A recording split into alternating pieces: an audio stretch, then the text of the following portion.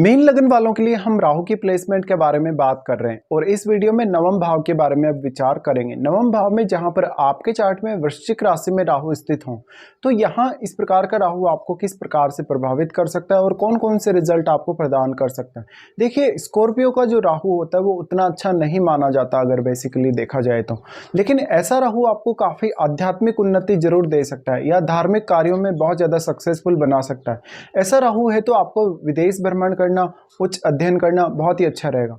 ऐसा राहु कहीं ना कहीं आपको बहुत ज्यादा फ्रस्ट्रेट भी करेगा कभी कभी, क्योंकि ये मंगल का घर है और मंगल के घर में राहु हमेशा बहुत ज्यादा एग्रेशन आप में लाता है। तो ऐसे में आप दूसरे धर्मों, दूसरी संस्कृतियों या दूसरे राज्यों के जो कल्चर है उनकी तरफ काफी आकर्षित होंगे। ऐसे में आप अपने जीवन में बहुत सारे यात्राएं भी करेंगे और उन यात्राओं के थ्रू आप बहुत कुछ सीखेंगे भी अपने जीवन में। लेकिन ये जो राहु है वो इतनी ज्यादा क्षमता रखता है कि वो आपको विदेश में सेटल कर सके अपनी हायर स्टडीज के लिए, या आपका विदेश से डायरेक्टली या इनडायरेक्टली किसी भी तरीका से कनेक्शन बना सके। यहाँ राहु है तो बेसिकली अब आपको खुद को जानने में बहुत ज़्यादा आसानी हो सकती है और आप काफ़ी एग्रेसिव हो सकते हैं। ये राहु आपको तंत्र मंत्र की दुनिया में, अकल्ट की दुनिया में कभी कभी बहुत ज़्यादा स्ट्रॉन्ग सक्सेस देता है। ऐसा राहु है तो आपके पिता के साथ और आपके गुरुजनों के साथ आपके उतने अच्छे रिलेशन होने की संभावना नहीं है। यहाँ पे अब आपको मंगल को देखना होगा। मंगल यहाँ राहु के डिस्पोजिटर हैं, तो मान लीजिए अगर आपके चार्ट में मंगल बहुत अच्छी स्थिति में बैठे हैं तो फिर नवम भाव से रिलेटेड कार्यों में आप काफ़ी अच्छा रिजल्ट देख पाएंगे। ऐसे में इस प्रकार का जो राहु होगा वो आपको भाग्यशाली काफ़ी ज़्यादा बनाएगा। जातक अपने जीवन में जो भी टारगेट लेके चल रहा है वास्तव में उनको वो किसी भी हद तक अचीव करने के लिए जा सकता है। ऐसी कंडीशन में यहाँ राहु के साथ अगर इनका कोई मित्र ग्रह बैठा हो तो आपके सक्सेसफुल होने की संभावना ज़्यादा बढ़ जाएगी। राहु के साथ अब जो भी ग्रह यहाँ है वो आपके चार्ट में किसी न किसी भाव को रिप्रेजेंट करेगा, तो आपको उन भावों से जुड़े हुए रिश्तों और उन भावों से जुड़े हुए कार्यों को करने में आसानी होगी और उन रिश्तों के साथ आपको काफ़ी अच्छी अंडरस्टैंडिंग रहेगी। लेकिन यहाँ पर कहीं ना कहीं राहु एक अलग प्रकार का ऑब्सेशन देता है जब भी वो मंगल की राशियों में होते हैं। यहाँ पे अब ये नवम भाव है। नवम भाव होने से आपके लिए कहीं ना कहीं आप ये एक्सपेक्ट करेंगे कि आपका भाग्य ज़्यादा से ज़्यादा साथ देगा। कभी कभी आप अपने जीवन में शॉर्टकट तरीकों का भी इस्तेमाल करेंगे। ऐसा राहु आपको भ्रमण काफ़ी ज़्यादा देगा आपकी ज़िंदगी में। ऐसे में उस भ्रमण से नया ज्ञान का कोई भी स्रोत आपके लिए उत्पन्न हो सकता है या कोई भी नया एजुकेशनल स्ट्रीम आपके लिए हो सकता है, जहाँ पर आप बहुत कुछ सीखेंगे और बहुत कुछ जानेंगे और दूसरे लोगों को भी आप उसी तरीके से इंस्पायर करेंगे। राहु की यहाँ प्लेसमेंट है तो अब राहु के साथ अगर इनका कोई मित्र ग्रह यहाँ बैठे तो ज़्यादा अच्छा रह सकता है राहु का रिजल्ट।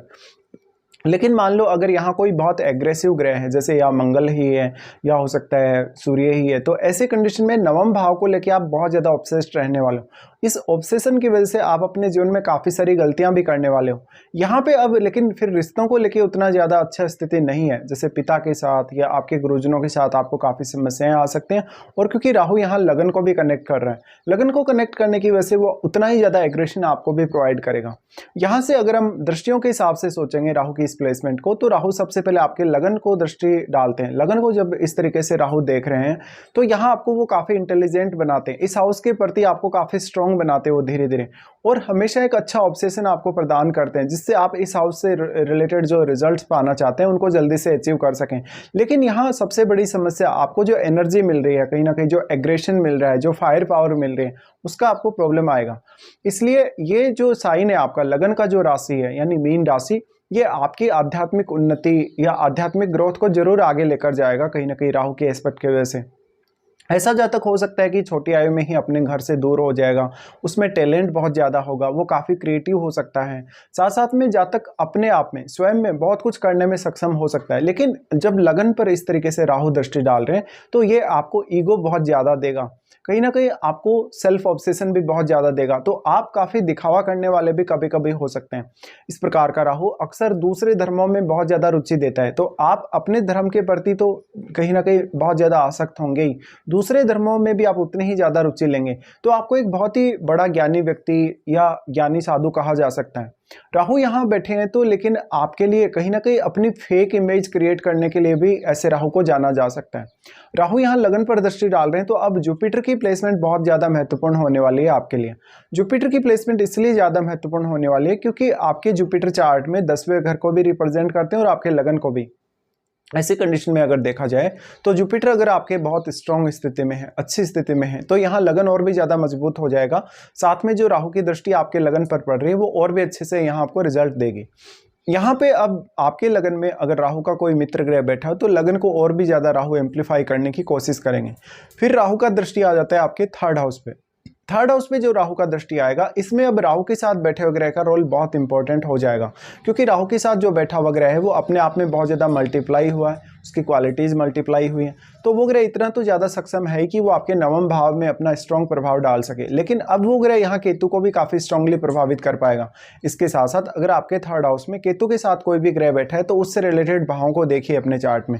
उन भावों को लेके आपको एक स्ट्रॉन्ग इच्छा रहेगी कहीं ना कहीं, और वो इच्छा पूर्ति आपकी कभी हो नहीं सकती।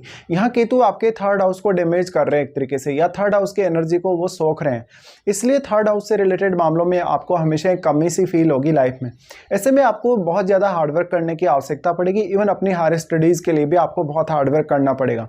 लेकिन ऐसा राहु आपको दूसरे संस्कृतियों या दूसरे धर्मों के जो लोग हैं उनके साथ अच्छा अंडरस्टैंडिंग और समायोजन देगा।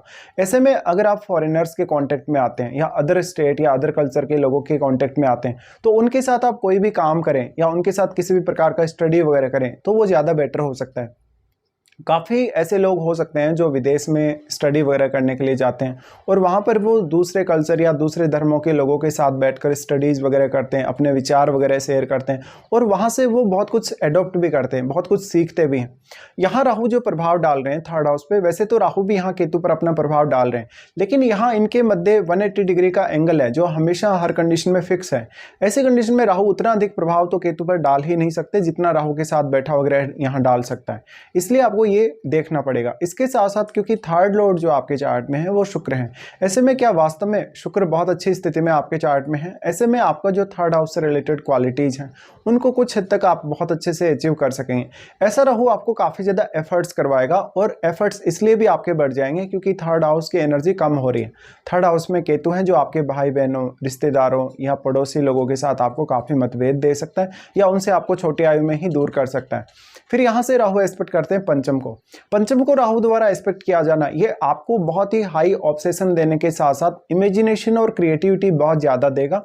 इस वजह से आपके लिए कोई भी क्रिएटिव काम करना बहुत आसान होने वाला है।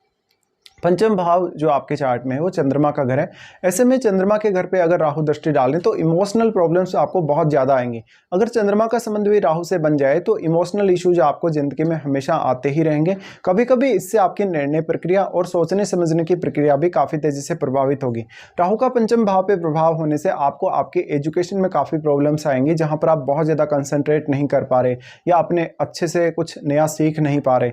यहाँ पर सिर्फ और सिर्फ आपको सबसे ज़्यादा फायदा होगा तो आपके नेचुरल टैलेंट की वजह से ही होगा। ऐसे में अपने खुद के स्वयं को पहचानना या स्वयं के टैलेंट को इंक्रीज करना आपके लिए बहुत ज़्यादा जरूरी हो जाता है। राहु का दृष्टि जो आपके पंचम पर है वो आपके एजुकेशन के लिए तो अच्छा है ही नहीं, आपकी लव लाइफ या आपके संतान के साथ रिलेशन को लेकर भी उतना अच्छा नहीं है। तो यहाँ पे आपको विशेष ध्यान देना होगा। अब मान लीजिए अगर आपके पंचम भाव में राहु का ही कोई मित्र ग्रह बैठा हो तो वो ग्रह के ऊपर राहु का प्रभाव बहुत अच्छा पड़ेगा और फिर वो ग्रह जो आपके पंचम में है वो अपनी क्वालिटीज़ का प्रभाव आपके फिफ्थ हाउस में डालेगा। ऐसे में आप उस ग्रह का फायदा जरूर उठा सकेंगे।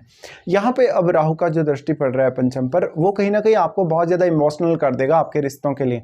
इवन ये स्टडीज़ के लिए तो बहुत ज़्यादा अच्छा है, लेकिन ये ज़्यादातर आपकी शुरुआती स्टडी में एक रुकावट बनेगा। कभी कभी आपको कुछ ब्रेक भी लगेंगे, लेकिन बाद की जो स्टडीज़ होगी हायर स्टडीज़ उनको ज़्यादा अच्छे से आप अंजाम दे सकेंगे। इसके साथ साथ आपको अपनी महादशा पर विचार जरूर कर लेना चाहिए। हो सकता है आपको राहु की महादशा हो या राहु के साथ बैठे हुए ग्रह की आपको महादशा हो। वास्तव में अगर आपको राहु की महादशा नहीं है तो ऐसा जरूर हो सकता है कि राहु के साथ बैठे हुए ग्रह की आपको महादशा होगी, तो उस दशा में भी आपको राहु के जो प्रभाव है वो जरूर देखने को मिलेंगे।